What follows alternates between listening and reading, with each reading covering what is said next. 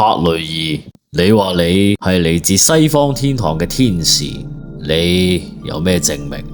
再者，過往東西兩方河水不犯井水，點解西方天堂突然之間要幫我哋東方嘅地獄呢？閻王大人，我知道最近你哋嘅生死簿系統被攻擊，同埋有假機嘅問題，你有冇諗過點解？其實我都覺得好奇怪，系統接二連三發生問題，我嘅團隊都為咗呢樣嘢大傷腦筋。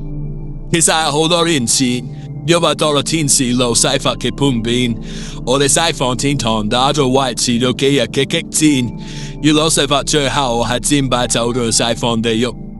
而最近留意到西方地獄有異象魔爪向東方伸延，所以上帝就決定賜予你哋解決嘅方法，就係我啦。而我手上面呢一把天使權杖就係最好嘅證明。好，咁唔知道你有咩方法可以幫到我哋呢？路西法佢最擅長用潛意識去引誘人哋犯錯，從而摧毀一切。最近你哋嘅生死簿系統被攻擊所引致嘅記憶風暴，導致到你哋控制嘅危機。我諗就係路西法嘅所作所為。要用魔而家呢個程式去連接你哋嘅生死簿系統裏面所有魔魂同埋地府人員嘅資料，再對佢哋發出強制睡眠模式，到時就可以喺佢哋個夢裏面改變個記憶同埋想法，咁就可以將記憶風波呢件事刪出去，同時修復埋系統嘅防禦力，順便就睇下搵唔搵到路西法嘅痕跡。吓，呢層你即係要我攞出我嘅生死簿系統去同你去合作？閻王大人，好老實講，而家你哋嘅困境，如果冇我哋幫手，係根本解決唔到。你最好嘅選擇就係同我哋合作噶啦。好，咁你稍作休息，轉頭我安排我哋地獄嘅科技專員阿踢去配合你打好呢一場嘅科技戰。咁我哋就合作愉快啦。合作愉快。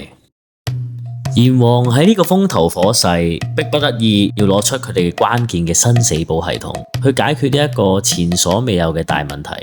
但係地獄嘅眾人好似都對閻王呢個決定充滿爭議。嚴總，呢個克雷爾自稱嚟自西方嘅天使，我哋對佢完全唔了解，今次會唔會太大風險啊？係咯，貿然將我咁重要嘅生死簿系統俾個鬼佬，會唔會出事噶？同埋到時我哋嗰個分組冇人保險，仲嚟好危險喎。係咯，我同老豆出咗名，唔使瞓3更半夜做嘢噶嘛。而家你突然間叫我哋瞓，好不安喎。大家嘅顧慮我當然都明啦，但係依家嘅當務之急就係要解決當前嘅難題。我哋唯有相信西方派嚟嘅善意。再者，如果佢出啲咩蠱惑嘅話，我哋就將呢個克雷爾個名寫喺我哋嘅生死簿系統裏邊，將佢處死。所以大家要保持住專注，我哋轉頭去數據中心，徹徹底底將個問題解決咗佢。收到。閻王同佢嘅地獄團隊出現意見嘅分歧，閻王嘅一意孤行對地獄嚟講係好事定係壞事呢？克雷爾嘅出現又能唔能夠幫助到閻王同佢嘅團隊去解決呢一次嘅難題呢？欲知後事如何，敬請期待下一集。